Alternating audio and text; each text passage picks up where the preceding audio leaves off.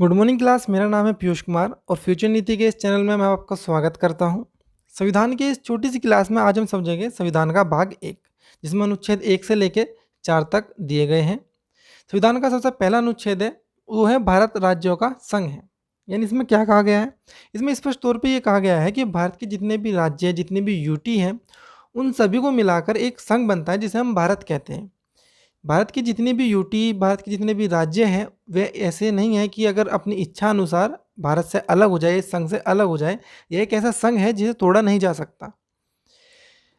इसमें साथ-साथ ये भी कहा गया है कि जो 28 राज्य हैं और 8 केंद्रशासित प्रदेश है, उसके साथ-साथ भारत के जो क्षेत्र हैं, उनको 3 भागों में बाँटा गया है। वे कौन-कौन से भाग हैं? राज्य के क्षेत्र, एक है यूटी और तीसरा है राज्य क्षेत्र। ये क्या चीज़ है? राज्य के जो क्षेत्र है, राज्य क्षेत्र का मतलब यही है कि जो जितने भी स्टेट हैं, जैसे कि उत्तर प्रदेश हो गया, उत्तराखंड हो गया।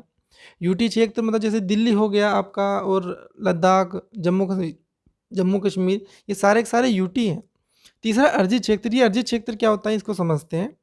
अर्जी क्षेत्र का मतलब है कि यदि भारत किसी देश पर आक्रमण करता है और उसकी कोई संपत्ति या उसकी कोई जो ज़मीन है, उसके किसी क्षेत्र पर अधिकार कर लेता है, उसको बोलते हैं अर्जी क्षेत्र। या फिर ये कह सकते हैं कि अगर हम किसी से संधि या समझौते के तहत किसी भी देश की या कोई भी क्षेत्र हम ले लें, उसे बोलते हैं अर्जी क्षेत्र।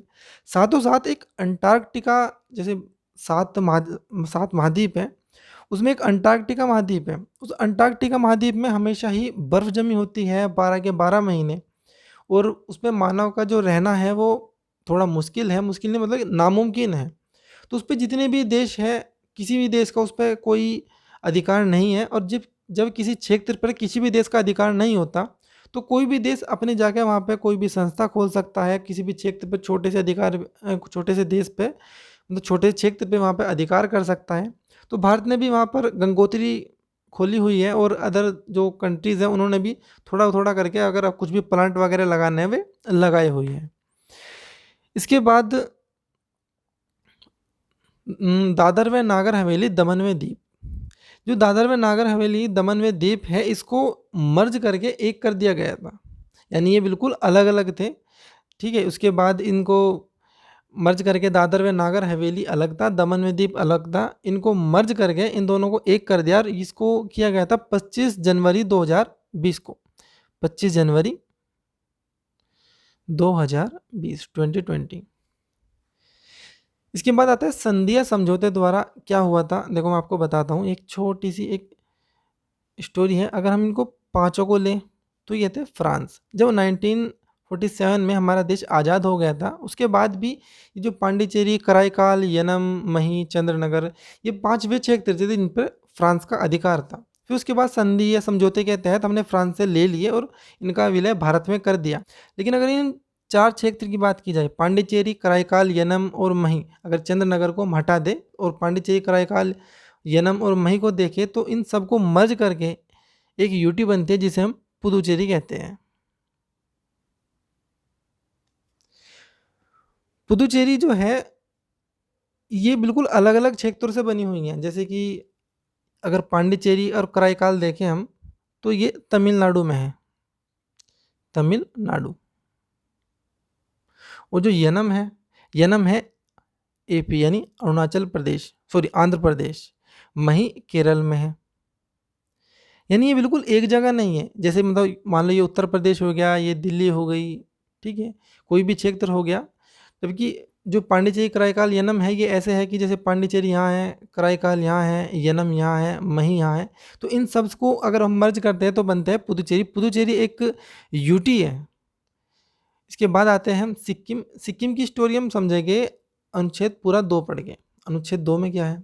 अनुच्छेद 2 में ये है कि जब नए क्षेत्रों का प्रवेश हो या फिर स्थापना हो, इनका जो अधिकार है वो संसद है। संसद पूर्ण अपने बहुमत के अनुसार और एक जो उनकी संशोधन की जो प्रक्रिया है, उनके अनुसार अनुच्छेद 2 का पालन करके हम सीमा में बदलाव कर सकते हैं। जैसे किसी भी जो राज्य है, जैसे उत्तर प्रदेश है, उत्तर प्रदेश को जब हमने उत्तर प्रदेश से हमने उत्तराखंड अलग कर दिया था, उत्तर प्रदेश से बिहार अलग हुआ है, बिहार से छत्तीसगढ़ अलग हुआ है। तो इसी तरीके से जो ये प्रक्रिया है, जो प्रोसेस है, उसको अनुच्छेद 2 में बताया गया था, लेकिन सिर्फ एक शॉर्ट रूप में। किसी भी स्थान जैसे भारत ने जीत लिया हो, ठीक है, किसी भी स्थान को जब भारत ने जीत लिया हो या भारत ने विलय होना चाहता है, उसके लिए साधारण बहुमत की आवश्यकता होती है। ये क्यों बोला गया है? ये इसलिए बोला गया है क्योंकि जब बांग्लादेश के कुछ एक ऐसा क्षेत्र था जो भारत से मिला हुआ था, और भारत के पास भी अपना एक ऐसा क्षेत्र था जो बांग्लादेश से मिला हुआ था। इन क्षेत्र में क्या था, जो बांग्लादेश के पास क्षेत्र था, उसके जो लोग थे वे कह रहे थे कि हमें भारत में आना है। भारत के पास जो लोग थे जो बांग्लादेश से लगे हुए हैं, वे कह रहे थे हमें बांग्लादेश में जाना है। तो इस प्रक्रिया के तहत हमने उन क्षेत्रों का आपस में बदलाव कर लिया था, यानी बदला कर लिया था कि ठीक है भाई, यहाँ के लोग उस क्षेत्र के सहित बांग्लादेश जा सकते हैं, और उस क्षेत्र के लोग जो है उस क्षेत्र के सहित भारत में उनका विलय हो गया था। इसके बाद अनुच्छेद 3 आता है, नए राज्यों का गठन। ये नए राज्यों का गठन क्या है, आप इसको समझते हैं। इसमें सारे कई क्लोज हैं, जैसे आर्टिकल 3 के बाद आर्टिकल 3A, 3B, 3C, 3, एक मिनट ये थोड़ा सा मिस हो गया है, यहाँ आर्टिकल क्या नाम है, यहाँ पे क्लोज आएगा आपका 3D। ठीक, इसमें क्या कहा गया है, इसमें आर्टिकल 3 में नए राज्यों का गठन के बारे में बताया गया है, यानी नए राज्यों का गठन हम कैसे कर सकते हैं, उसका जो प्रोसेस है। आर्टिकल जो 2 है, उस आर्टिकल 2 का जो विस्तृत रूप है, ठीक है, आर्टिकल 2 को अगर हम पूरी तरीके से समझे तो आर्टिकल 3 है। आर्टिकल 2 में तो हमने थोड़ा सा एकदम मोटा मोटा बात की थी, अगर उसको हम विस्तृत रूप से जानकारी लें तो आर्टिकल 3 है। इसमें क्या कहा गया कि 2 या 2 से अधिक राज्य को मिलाकर या अलग करके राज्य बनाए जा सकते हैं, यानी अब किसी भी राज्य को अलग कर सकते हैं, मतलब किसी एक राज्य में हम 2 राज्य बना सकते हैं, और किसी 2 राज्यों को मर्ज करके हम एक भी बना सकते हैं। जैसे कि हमने अभी बताया कि दादर में नागर हवेली और दमन में दीव को 25 जनवरी 2020 को एक मर्ज करके एक यूटी बना दिया था। उसके बाद आर्टिकल 3 का जो थर्ड क्लोज है, आर्टिकल 3B, उसमें कहा गया था कि किसी राज्य के जो क्षेत्र को बढ़ाया जा सकता है, यानी किसी राज्य की जो क्षेत्र है उसकी सीमा को बढ़ाया भी जा सकता है, किसी राज्य की क्षेत्र की सीमा को घटाया भी जा सकता है, और साथों साथ ये भी कहा गया कि नाम में चेंजेस किया जा सकता है। ठीक है, जैसे कि उत्तराखंड है, उसका नाम अब उत्तराखंड है, पहले उत्तरांचल था, उत्तरांचल का नाम फिर बदलकर उत्तराखंड कर दिया गया। तो इसी की जो स्टोरी थी वो ये थी। सिक्किम, सिक्किम में क्या था, सिक्किम में एक योंग्याल वंश का शासन था। तो जो सिक्किम है चाइना के पास, तो चाइना का क्या सिस्टम है कि वह अपना मैप चेंज करता है और अपने आसपास के किसी भी क्षेत्र को, किसी भी देश को हड़पने के लिए क्या बोलता है कि ये तो जो क्षेत्र है मेरे देश में आ रहा है, तो ये अब इस क्षेत्र पर मैं अधिकार करूँगा। तो जो वहाँ की जो जनता थी उसे पता था कि अगर हमने चाइना की ये बात मान ली तो चाइना हमारी जो व्यवस्था है पूरी हटा देगा और हमें मतलब एक तरीके से बर्बाद कर देगा। तो इसीलिए सिक्किम की जो जनता है उन्होंने वहाँ पे विद्रोह किया और बोले कि हमें या तो लोकतंत्र चाहिए या फिर चाइना से बचने के लिए हमें सीधा भारत में विलय कर दो। तो लेकिन सिक्किम को कहीं न कहीं ये भी डर था कि अगर हम भारत में विलय हो गए, तो हो सकता है कि वहाँ की जनता हमको एक्सेप्ट ना करे। वहाँ की जो गवर्नमेंट है वो हमके हमारे साथ भेदभाव करे। तो उन्होंने कहा कि हमें आपके देश में विलय बाद में होएगी, पहले हम जाँचना चाहते हैं। तो भारत जो सिक्किम है, सिक्किम को भारत का एक सह राज्य के रूप में बनाया। लेकिन सह राज्य का जो प्रावधान है वो भारतीय संविधान में तो है ही नहीं। तो जो 35 कॉन्स्टिट्यूशन अमेंडमेंट किया गया 1974 में, और इसमें कहा गया है कि हम भारत चाहे तो किसी भी क्षेत्र को एक सह राज्य के रूप में बना सकता है। तो 35वां संविधान संशोधन हुआ 1974 में, और सिक्किम को भारत का एक सह राज्य बना दिया गया। पूरे 1 साल के बाद जब सिक्किम को विश्वास हो गया कि हाँ, भारत की जो जनता है और भारत की जो गवर्नमेंट है वो हमको एक्सेप्ट करती है अच्छे से, उसके बाद जब इन्हें विश्वास हो गया तो क्या नाम है, जो 36 कॉन्स्टिट्यूशन अमेंडमेंट था 1974 में, वो 1975 में किया गया और सिक्किम को भारत का पूर्ण रूप से एक राज्य बना दिया गया। तो इस तरह से सिक्किम बनाया गया और इसीलिए संविधान संशोधन किए गए थे। ये जो रिव बेरुबरी केस था, बेरुबारी केस, ये 1960 में आया था। ये आया तो प्रस्तावना संबंधित भी था, लेकिन इसमें साथ साथ ये भी कहा गया था कि संविधान संशोधन के जरिए अपने देश के किसी हिस्से को देश से बाहर कर सकते हैं। इसके बाद है पार्ट 4, आर्टिकल 4। इसमें चौथे अनुच्छेद में कहा गया है कि अनुच्छेद 2 और 3 के अनुसार, हमने अभी 2 और 3 पढ़ा कि 2 का ही जो पूर्ण रूप है वो 3 है।